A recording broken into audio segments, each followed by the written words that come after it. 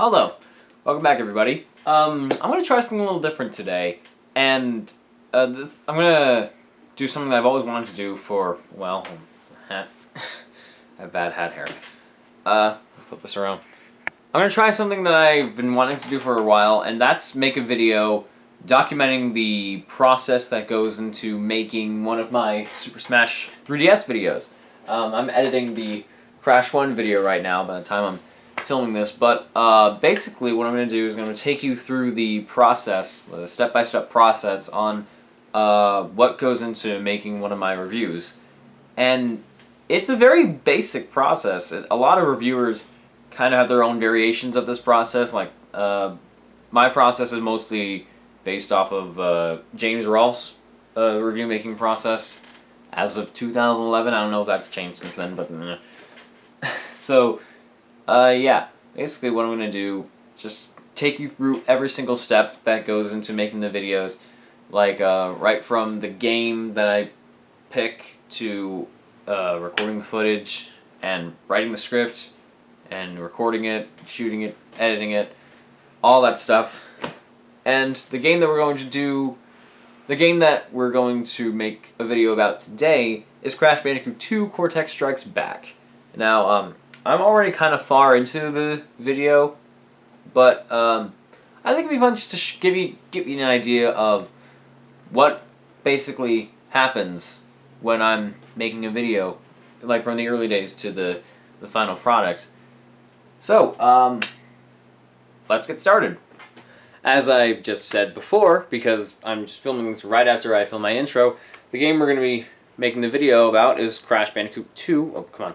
Crash Bandicoot 2 Cortex Strikes Back. Now, the way I'm going to record this is I'm going to use the PlayStation 3 down here, because that's how you get higher quality footage. So, let's get this baby in. Also, don't mind the wire spaghetti. That's perfectly natural. So, the first thing I'm going to do is I'm going to show you how I record my game footage. But first I'm going to show you what I used to use to record my game footage. Back when I started using my own footage for my reviews, I used this thing.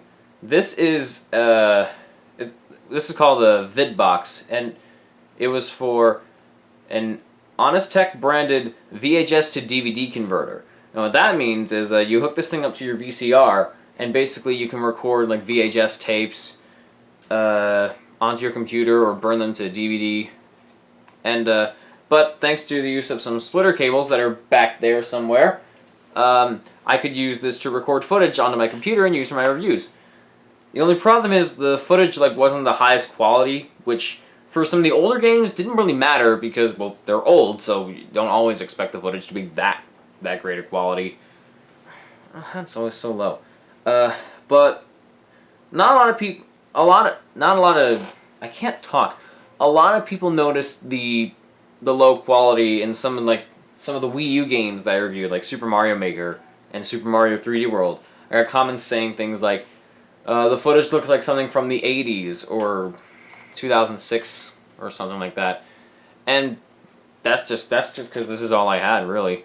Ever since the SSX Tricky video, well, after I did the SSX Tricky video, my brother and I, we put some money together and bought that thing down there.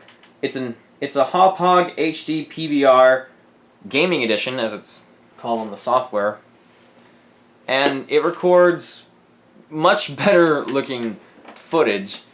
It can record like component cable-based consoles and HDMI-based consoles. In fact, the Wii U is hooked up to the HDMI right now. And we've had that for about a few months, but it really does make a difference. The only problem with it is that even though the footage looks great in the final product, there's like a 2 to 4 second delay between the TV screen and the footage that shows up on the computer. But you know, in the end, oh, Skype's open. Oops. But it really is worth it in the end. I'm just going to take a minute to show you how the recording process works. Now, as you can see, the footage is playing in this little preview window, and it's also playing on the TV so I can see it, which really helps because, like I said before, there's like a 2 to 4 second delay between what's on the TV and what's in the software. So I don't really have to look at the computer screen to record. But here's what I can do. First, actually, I want to show you how I switch between consoles. There's this little video in option. Come on, camera. There's a video in option. Right now, Right now, it says its component is active, which is what the PS3 is connected to. Come on, yeah, the PS3 is connected to, because it has this sort of protection software that can't plug it into the Hop-Hog by HDMI. So there's that. But thankfully, a component works just fine. If I wanted to record like Wii U footage, I just click this and hit HDMI, which is what the Wii U is plugged into. But I'm not going to do that now because I want to show you how to record the footage. So yeah, there's this big record button over here, and what I like to do is what I like to do with my footage is I like to save it into a folder, so I know where all the footage is. And when I'm recording, I can set the options here in the record directory to make it save the footage into a specific file. Well, right now it's saved into the Crash 3 file because I'm recording the footage for these games and making these videos at the same time. But yeah, if I wanted to make it Crash Bandicoot 2, then I'd be able to do that. My computer's really slow, by the way. So yeah. Also, I'll just show you. I like to record my footage in segments. So one segment would be called like part 1, another would be called part 2, and so on and so on and so on. And while I'm recording the footage, I'm also taking notes. These are all the notes that I've taken on the Crash Bandicoot 2 footage, and I find it very handy to take all these notes in the same document as I'm writing the script, which I'll get into later on. Because actually, I thought this was the script for Crash 1 at first. Yeah, it might seem very time-consuming at first, but when you're editing all this footage later, I find that I learned this from James Rolfe. It seems very time-consuming at first, but when you're editing all the footage during the editing process, it's going to save you a lot of time, because if you want to talk about certain things in certain levels, like if I wanted to talk about the level Hang 8 and show you like the hidden gem that's in the level, I'll know to go to part 14, which is where the footage is saved. So yeah, I think I just find it very handy. How long does it take to record all the footage? Sometimes I'll do it on different days, but with games that I really enjoy playing, like the Crash Bandicoot games, which I'm doing right now, as you can tell, I'll just do like a full uninterrupted session. And sometimes it can be kind of fun, but other times it can be kind of awkward, because there'll be times when I have to go to the bathroom and I just don't feel like it because I'm having so much fun with the game, like the Super Mario Galaxy videos, Galaxy 1 and Galaxy 2. I remember having very few bathroom breaks, and just being a really uncomfortable experience, but it was worth it because I enjoyed playing the game. So, I'll tell you this right now, because I don't really know what else to say. Recording the game footage is probably one of the easiest parts of the process. After this, things just get a little bit harder. I'll show you why. One point that I forgot to address during the gameplay footage section is how I pick the games that I'm going to review. Well, for this year and for the Mario Marathon last year, I actually had schedules for the games I was going to do. Like right from the middle of July of 2015, I knew what games I wanted to cover for 2016. But over time, things sort of changed. I'll find new discoveries that I might want to make videos about, and switch things in and out on constant rates or levels at various times. I don't know. I'm not good with words. You probably know this by now. For example, like for February, I wanted to do a full review of Sonic Lost World, because so many people have been asking me to do Sonic games, because it's the 25th anniversary of Sonic the Hedgehog. But I think I didn't really want to do that. Well, I did, just because people wanted me to. But after playing the game, I realized I couldn't. I just couldn't. So I ended up doing a quick smash on that instead. And for February, I did the revisiting episode of Super Mario Maker. And for April, I think, I was going to do Strong Bad's Cool Game for Attractive People because I'm a big Homestar Runner fan, and I've always wanted to cover that game ever since I started doing these reviews. But I came across... I finally sat down and watched the You on Kazoo video, and watching it, I thought to myself, wow, this would be an amazing episode. So, that happened. Some games that I reviewed this year haven't changed, like SSX Tricky and Ed and Eddie the Misadventures and DuckTales. Those are games that I wanted to cover and did get to cover, and the Crash Bandicoot games are just like that. So, the games that I pick for reviews, the way I pick them can be kind of different sometimes. Like sometimes I'll follow the schedule, other times I'll play something just for fun, and then think to myself, wow, that'd be a really good episode actually. So, yeah. Now, back to the writing process. Writing the script can be one of the most time-consuming processes in this entire review period, because it's really sometimes it's really unpredictable. You never know how it's going to turn out, or what sort of mistakes you'll find later on, or repeating patterns that you'll notice about your writing style or your delivery, or things like that.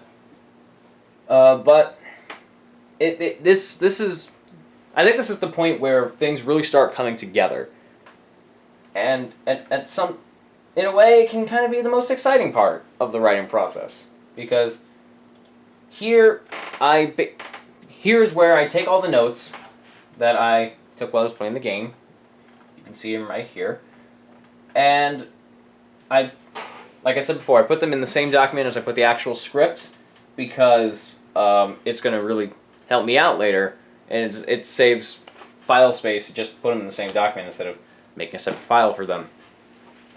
So basically, I take all the notes and I organize them in a way that when I'm talking about them, it can have some kind of structure and seem natural. Sometimes it doesn't seem like that. Like when I look back at my older videos, like the Super Mario Brothers 3 video, or those older ones, I'll listen to my delivery and listen to the words that I'm saying, and sometimes I'll be like, wow, did I really write that? And like, wow, my delivery is so slow. Actually, the delivery has more to do with the voice recording, but whatever. Sometimes while writing, I tend to get a little self-conscious about how I write, because sometimes it feels like I'm not being natural, or sometimes I'll put words that I wouldn't really use normally, because I always want to try to show myself in the videos, but sometimes I worry that the words that I write wouldn't be structured in a way that I would naturally say it. And that's just something that I can't help but be conscious about. But sometimes it's worked out pretty well.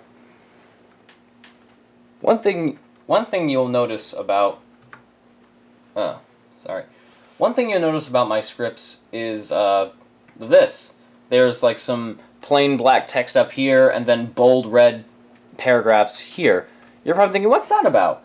Some of you probably can catch on to why that is, but basically, the plain black text paragraphs are the sections where you're going to see me on camera, but the bold red paragraphs are when I'm doing voiceover. And it looks weird at first, but when I'm recording the voiceovers and shooting the on-camera sections, it's going to be really helpful. It's going to help me a lot, because sometimes, like in the early days, like way early days, like from Super Mario Brothers, I think up to Super Mario Brothers 3, if I'm right. The bold red paragraphs used to be black, and at first it was helpful, but while I was recording all when I was recording all the voices, because this is when I was using the static animations, they would all be voiceovers. So when I was recording them, sometimes I would get confused as to when you're supposed to see me and when you're not supposed to see me. So I just changed. So the simple solution was to change the voiceover sections to red, and yeah, it really does help. While we're here, I guess I should show you. Just how I think, what goes on while I'm actually writing them. So let's see. Another thing you notice is that while I'm writing it, I'll sometimes say lines to myself to see if they seem natural. But and if they don't, I'll just modify them. And if they don't in recording, I'll just say something else. I'm also using Google Drive. That's one thing I forgot to mention in the beginning. I used Google Drive a lot last year when I started doing these videos. When I got this new computer, I started using Microsoft Word because it was my new computer. I could save them on here, but I went back to Google Drive and never went back, just because like when I come up with ideas for something I want to put in a video, I won't be home. Like maybe, actually, I recall I did a community theater production of, I think, Seussical, and one day during rehearsal I had my tablet on me. I just suddenly started thinking about ideas for my SSX Tricky video, and I was like, crap, I'm not home. I can't write this down somewhere. Oh wait, yes I can. Google Drive. So that's why it's really helpful. That's why I've stuck to using Google Drive, because of situations like that. Anyway, let's get to writing. Let's see. Gameplay-wise, almost everything has been greatly improved upon. Crash doesn't feel as heavy or slippery as he did in the first game.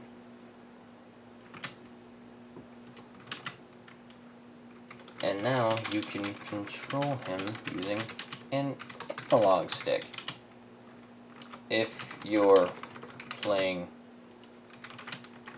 a later version of the game, that is. Gameplay-wise, almost everything has been greatly improved upon. Crash doesn't feel as heavy or slippery. Crash doesn't feel as heavy or slippery as he did in the first game, and now you can control him using an analog stick. If you're playing a later version of the game, that is.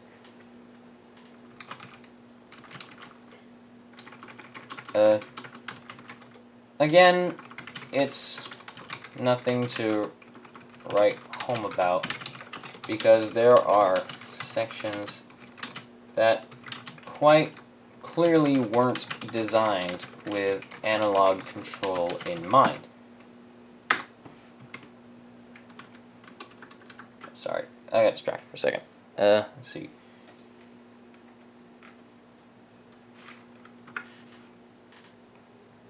While I'm here, I suppose I should show you some of my other scripts, just so, because there are some things that I haven't talked about yet that I'd like to show you. These are for more of the parts where, like, there's supposed to be like a gag, or like a visual gag or something like that. For example, let's see. Let's look through. Yeah, here we go. This is the script for the You on Kazoo video. Come on, there we go. Here's a script for the You on Kazoo video, and you notice that in some of these paragraphs, in some of the bold red paragraphs, there are just plain red text that aren't bold.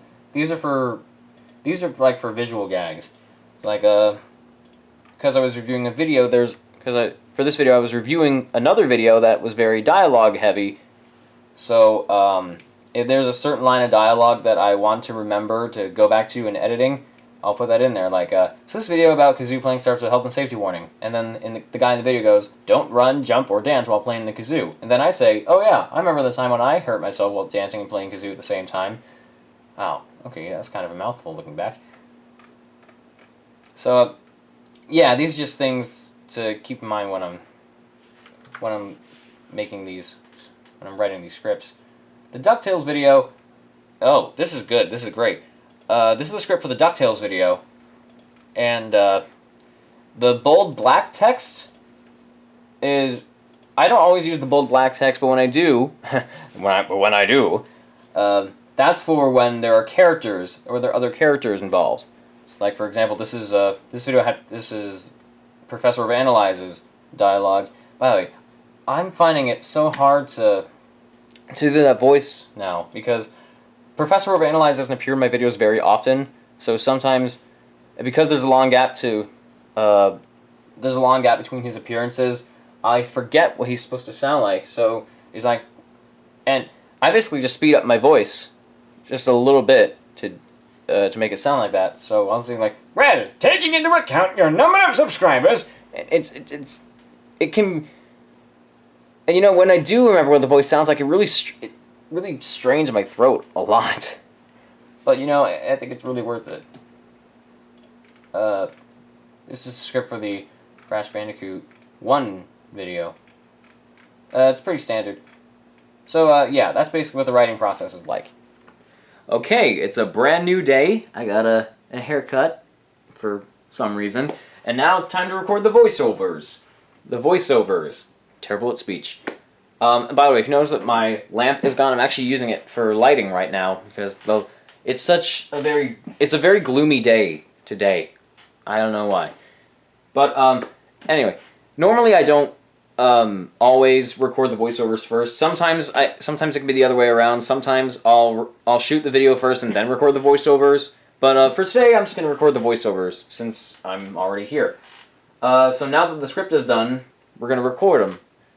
This is the microphone that I use. It's an Audio-Technica ATR 2500 microphone. It cost me about $70 or something, maybe $60. I actually got this microphone just recently. Not recently, it was like a few months ago.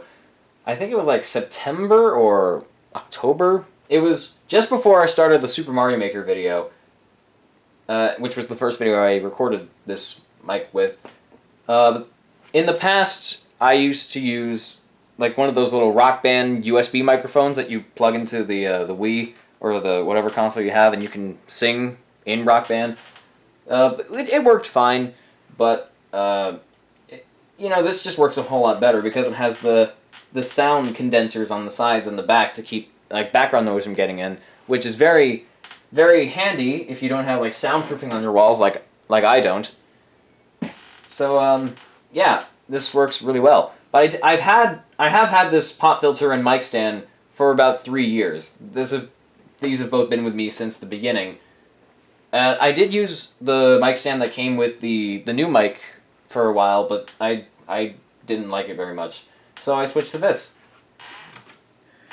Anyway, we're going to start recording, and the software that I use to record is Audacity. It's a very sort of basic audio recording software. A lot of people use it, and if you don't have it and you want to get it for yourself, it's free for all Mac and PC users, so anybody can use it, anybody can record, and yeah, let's do this. I don't know if you can see this very clearly, but one thing that can sometimes help me during recording is having both the Audacity window and the script window open side by side, so that if I need to pause in Audacity and scroll down the page to get to another paragraph, I can do that.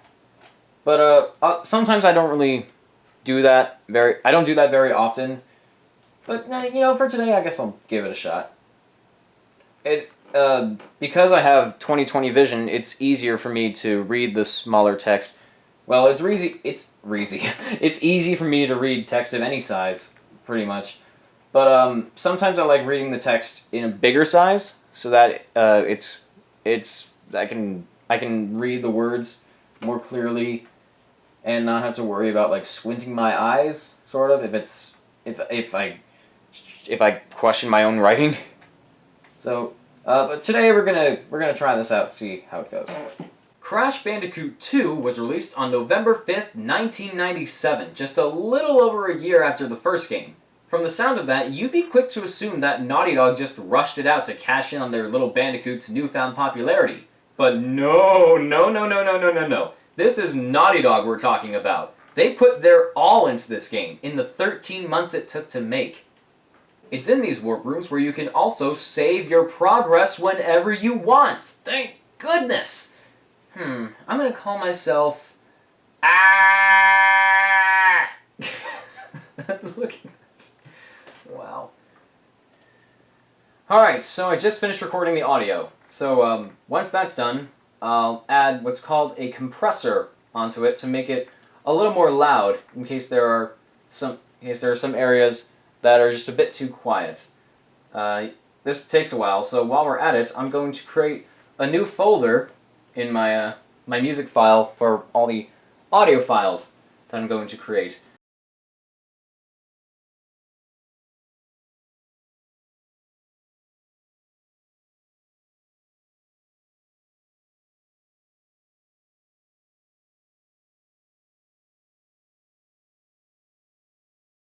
Alright, so now that we have a compressor, well, to be better safe than sorry, I'm going to save this Audacity file into the same folder where I just created the folder where all the audio clips are going to go.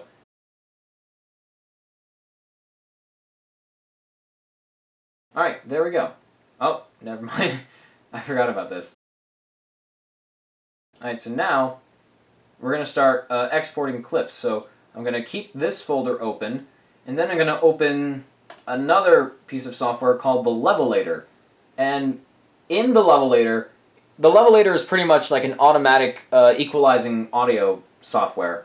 It's what I've been using for a while now. I think I started using it in the new Super Mario Bros. Wii video, if I'm correct. I might not be, but whatever. So basically what I do is, actually I'll show you in a minute.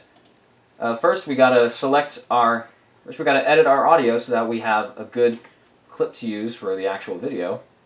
And if anything gets too quiet, I can easily use the envelope tool in Audacity to raise it up or raise it down. And right now it's at a pretty good level, so we're just going to keep it there. And I'm going to listen to the audio while also having the script open so that I know which paragraph it's part of.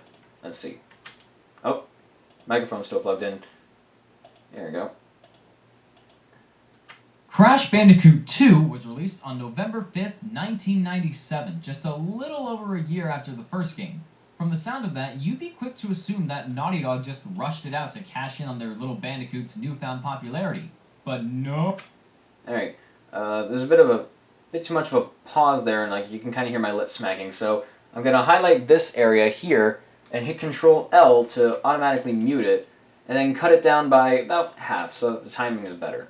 On popularity. But no. This is... I'm going to cut this part here. No. This is Naughty Dog we're talking about. They put... And there's a little lip smacking here, so I'll cut that out too. They put their all into this game. Let's see.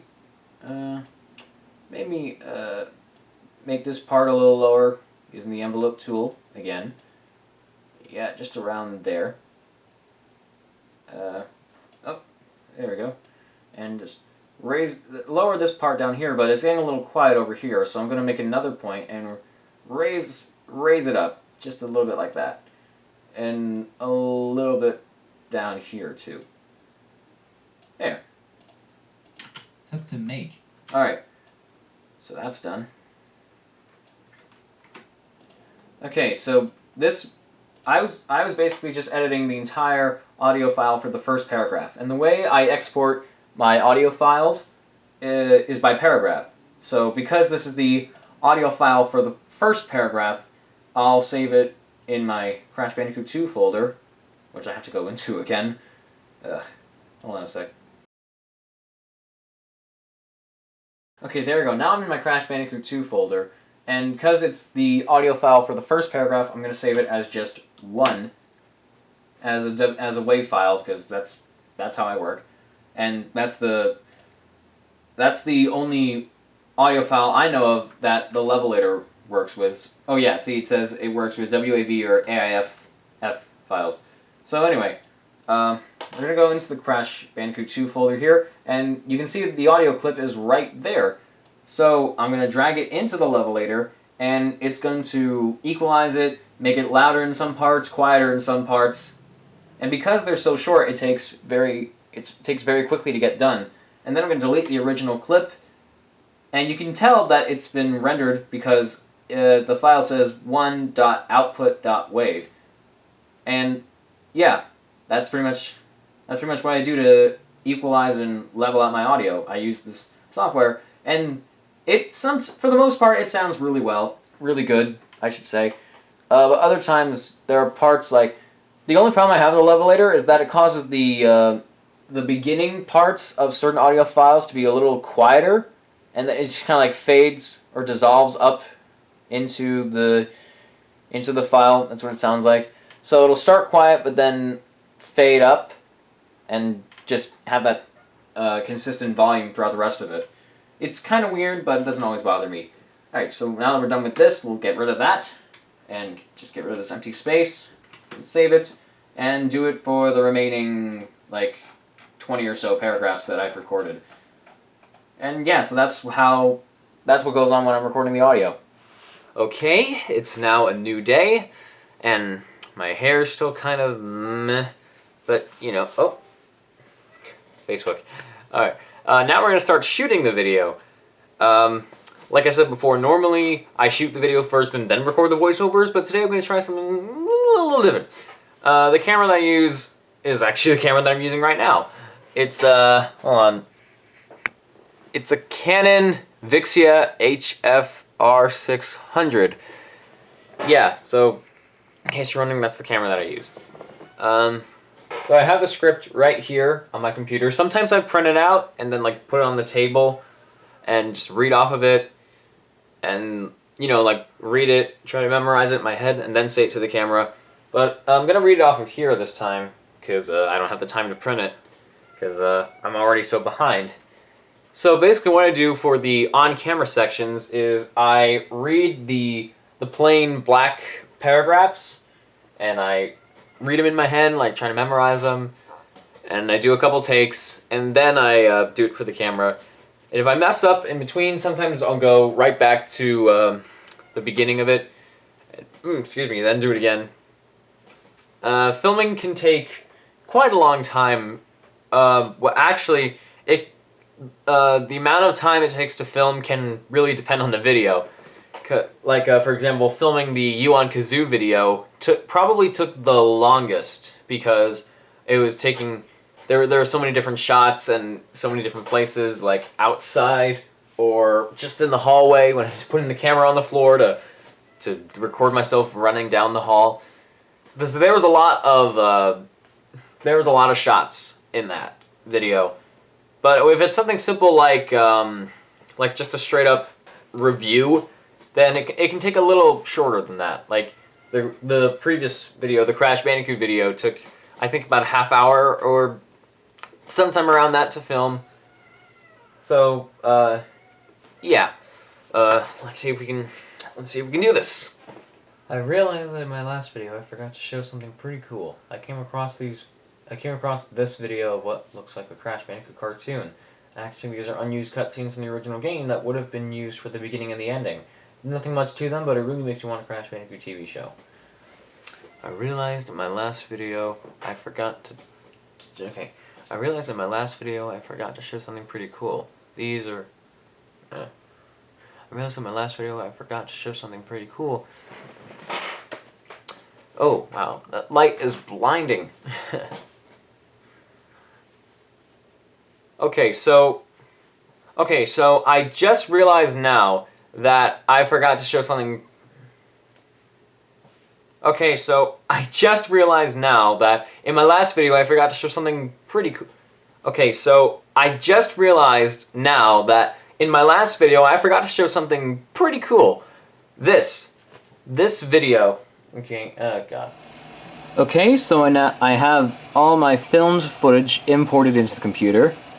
By the way, if you hear the fan on, it's very stuffy in here, so keep in mind.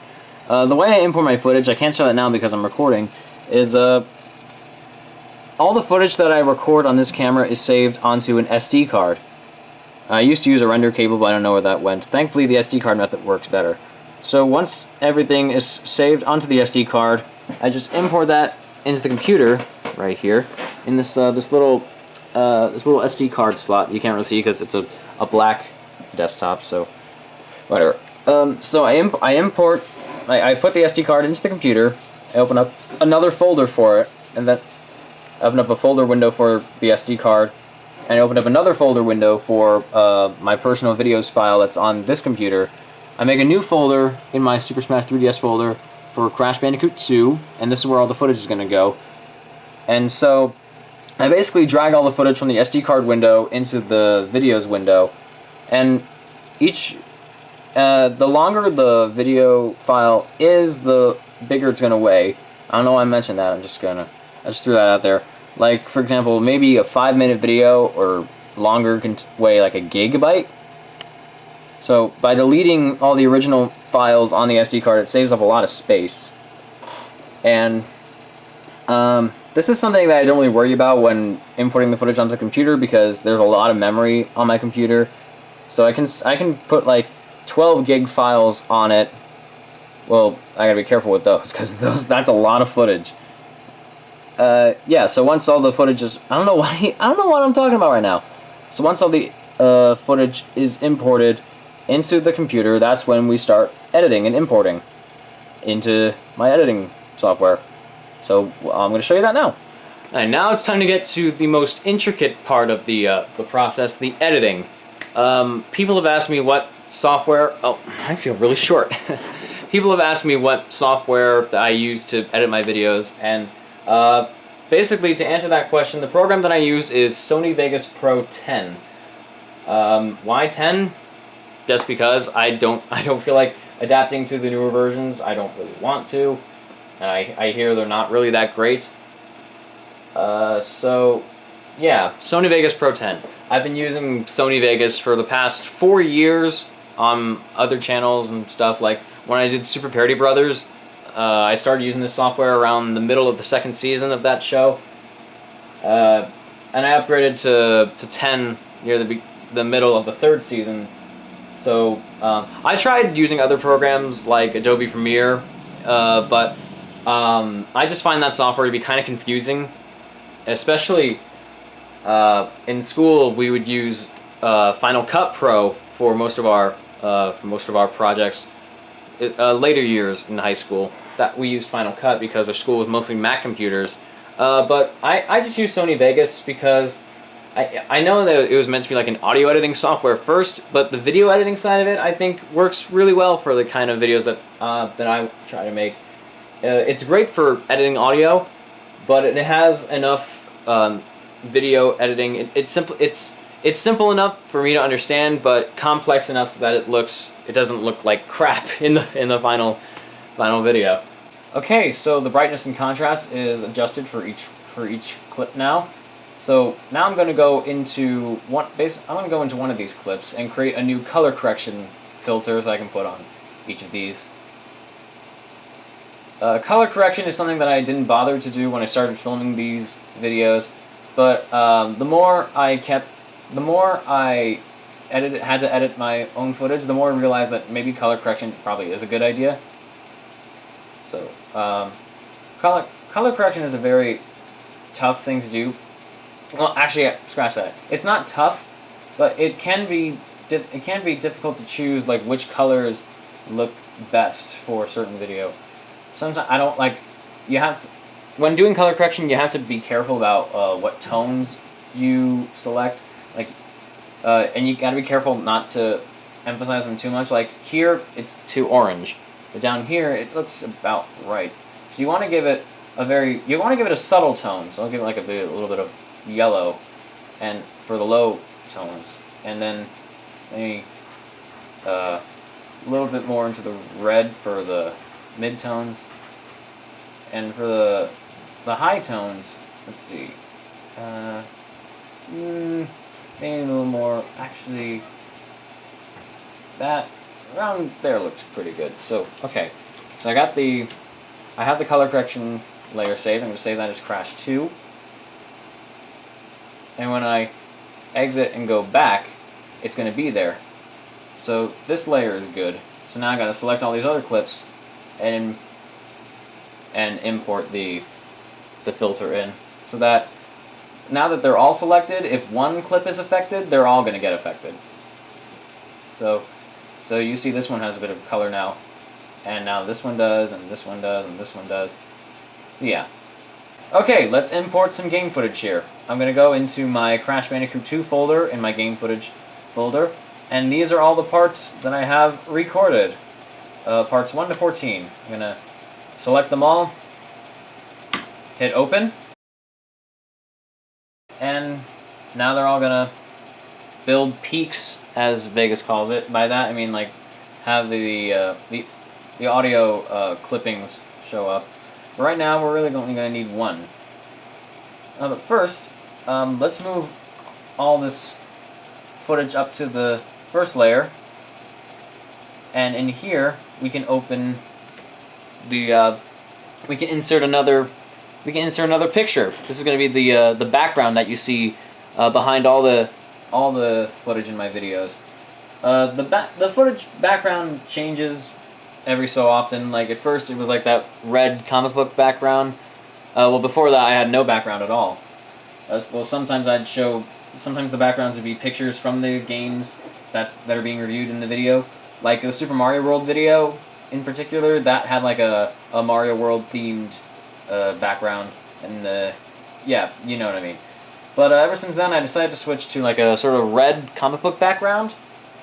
That looked pretty good for a while until the new year began, and then I changed the color to orange to match my kind of visual style, and then I switched that out with like a sort of orange, like a orange comic book style polka dot background, which I'm still using now, and by the time this video comes out, it might change since then. I don't know if it will. If it does, then I'm an idiot. Okay, so here's our background, but as you can see, it's not showing up behind the footage. That's because this footage was recorded with the PlayStation 3 in widescreen. So and the PS1 footage always appears in that box. So what I'm going to do with the footage is that I'm going to go into the masking layer in the Event Pan Crop tool, and select Crash. So now all you can see is the footage. You can see the footage in front of the background now, but it's not gonna. It looks kind of weird when it's zoomed out like this. So I'm going to go back into the position layer and go into here. I have a default. These are the defaults that I had for the Crash 1 video that I thought worked really well, so I'm going to use them again for here. And another thing you might notice is that look at the audio. It's only playing from like the left speaker. So I'm going to create another audio track, take all the audio, and put it in that track, and then I'm going to adjust the panning on this side so that right now it's only playing on the left speaker. That's because when I'm recording footage on the Hop using the component consoles, it usually records mono, so it only comes out of one speaker. So the way I can adjust this, I can adjust the pan on the right side so that it's going to be 50% on the right, and now it's even out. When I adjust the pan to 50% from the right speaker, it's going to adjust it so that it plays out from both speakers. And there we go. Alright, right now I need a very specific point.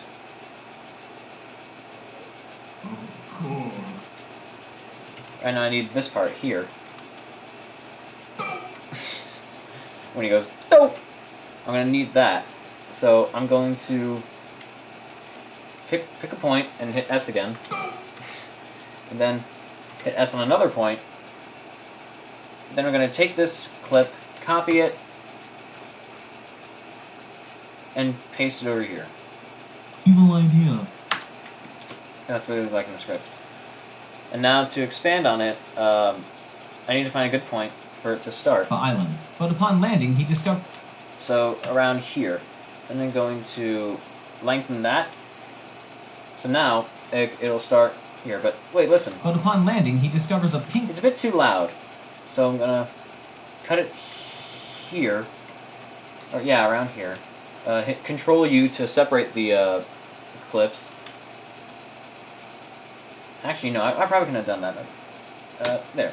There we go. I've split the clips. And now I'm going to take the audio here and lower it down to about, let's say, 20 decibels. Or whatever. So now... But upon landing, he discovers a pink crystal that gives him some sort of possibly... you can still hear it, but now my voice is... But you can still pay more attention to my voice, which is what I want you to do. And, oh, no, I don't want you to do that. Let's take that background that we imported before and put it underneath the footage so that it looks presentable. But upon landing, he discovers a pink crystal that gives him some sort of... But if I want to do something really funny with the visuals, like if I wanted to show a close-up of Cortex... Hold on, I'm just going to put the stuff here. If I wanted to do a close-up of Cortex for this part, I'd split the clip again, then go back to the Event Pan and Crop tool, so that for this section, I can make this frame smaller, move it so that it's focused on him, and so that when watching the video, it'll suddenly cut to the close-up. Some sort of possibly evil idea. And because you won't see the background, I could just get rid of this and then move the clip down to the first video layer. Easy as that. Okay, so now there's a part in here in this section that I'll need to show from the footage, and I have all the footage opened up back here in the back. That's repetitive. It's the part where it's the part where Crash dies and he takes the polar bear up with him. So, thankfully, this is where the notes come in down here. I don't know if you can see. I don't know if you can see them all, but the notes that I took while I was recording the game, this is why they'll come in handy, because if I want to go find the footage of what's going on that I want to talk about, I can just scroll through the footage and it'd take like hours for me to find what I'm looking for, or maybe a little less than that, but still. So I remember what part it was specifically, because in the notes I wrote down, if I'm going down, I'm taking you with me, and that's for part 5 of the footage from the level Barrett. It's an animal riding level. So I'm gonna go back into the footage, and I think it's this one. I have to open it up in the trimmer to see if I'm right. Ready for it? Yep, this is it, part 5. So now I'm gonna have to find. So now I know it's this particular area. I'm gonna scroll through this. I think maybe around here. Nope, not it. Oh, yep, around here. About, yep, right there. So, let's say right about there. I'll cut that out and split it like about here, copy and paste it, go back over to this section, paste again. Have me riding a polar bear. Oh, polar bear. Games. Okay, now I'm going to extend it so that it lasts a little bit longer. Then decrease the volume so that my voice, that you can still hear my voice. So. But some levels do have you. Actually, that's a bit too low. Let's increase that just a little bit. Yeah, all right. Me riding a polar bear. Oh, oops. Okay, so it's Sunday now, and the video is done. You can see the timeline here. Usually when I start editing, like you probably saw, it starts with like just 2 tracks, the video and the audio. But as I continue editing and more visual gags and jokes and game footage gets added in, and sound effects and all that, more tracks eventually get added as well. why did I say as well? It's stupid. So it starts with 2 tracks, and then it ends up like here, for example, with 10 tracks. Yeah, just comes to show you how much work actually does kind of go into it. So at this point, I render it, and I watch it, and if I notice any mistakes, then I'll go back into the original Vegas file here. I'll fix them, re-render it again, watch it again, find anything else, and if it's good, then it's ready to go. So the video's done, and this is the part where we make the thumbnail for the video. I have a very basic thumbnail layout, and all I do is just go on Google and find some images that relate to the game, and paste them in a way and edit them in a way that makes the thumbnail look presentable and somewhat good. Plus, I can use custom thumbnails on my channel, which I very much exploit because it's such a cool feature. And then once it's done, I save it as a JPEG, and yeah, then we get to uploading the video. Okay, so now that both the video and the thumbnail are completed, we're going to upload it. It's Sunday, and it's not supposed to come out until Wednesday. Thankfully, I have access to scheduled uploads, so that even if I upload it now, it won't automatically go public until a certain day and a certain time. Alright, next I gotta pick a day for this video to be uploaded. And by that I mean made public, because it's a scheduled upload, and like I said before, scheduled uploads go public on very specific dates and times. So we're going to fill that out now. We're going to come out June 15th at noon. For some reason I always seem to upload my videos in the afternoon, like just as the afternoon starts. And then just add the description for the video. It's usually something related to the game itself, but I'll think of something later. And in a sense, that's how I make my reviews. I feel like I might have gone a little too in depth in certain parts, but this is just something that I've always wanted to do for a while. And if you have any more questions about what goes on to making my videos, then you can put them in the comments. I might not read all of them, but I'll get to as many of them as I can. I wave my head around a lot. I just noticed that. So I hope you enjoyed the process. I hope you enjoyed this video. I hope you found something interesting from this. I hope maybe you might learn something from this. Probably not. I'm a bad influence. Alright.